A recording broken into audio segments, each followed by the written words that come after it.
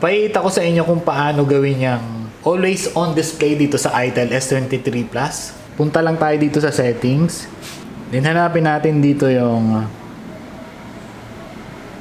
personalization. Tapos may makikita kayo dito, always on display. Click lang natin itong more. Tapos makaka-select na tayo kung anong gusto natin. Bawa, ito ang gusto ko. Itong always on display ang isa sa mga cool feature nitong S23 Plus. Tapos makikita natin dyan yung date, battery, at saka yung mga notification, yung mga incoming calls or SMS. So, ito na lang. Apply. Tapos punta tayo sa screen.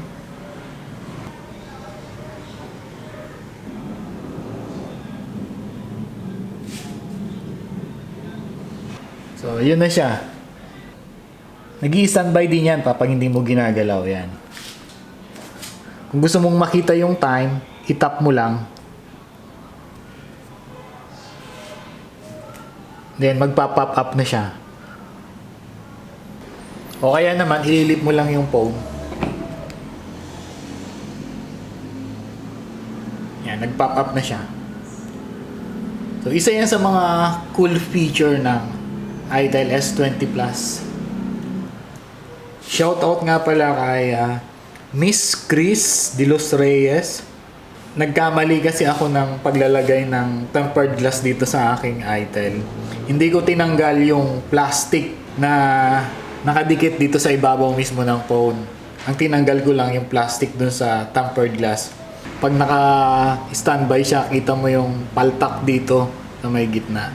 Hindi siya dumikit ng solid yan. Ayan, kung nakikita nyo. Hindi kasi ako naglalagay ng tempered glass at saka screen protector pag bumibili ako ng mga cellphone, di ako nagpapalagay. Dahil ang katwiran ko, matibay na naman yan bakit lalagyan ko pa? Kaya nung nilagyan ko to, hindi ko alam na may tinatanggal pa pala dun sa screen ng cellphone. Maraming salamat, Miss Chris de los Reyes. So, hindi ko alam yon.